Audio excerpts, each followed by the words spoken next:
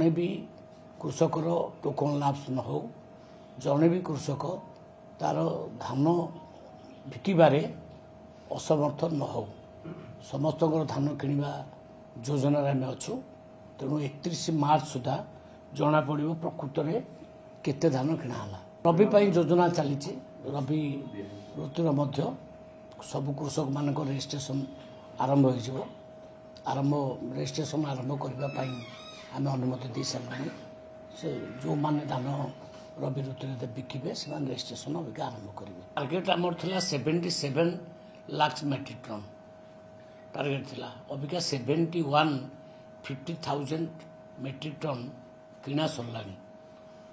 रोज किणा चली बर्तमान 31 मार्च पर्यंत किणा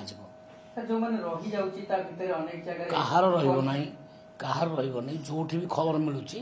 आम संगे संगे टार्गेट दौचु प्रशासन को अलर्ट करुँ किण बोली कहार लाप्स करने दबुनि आम।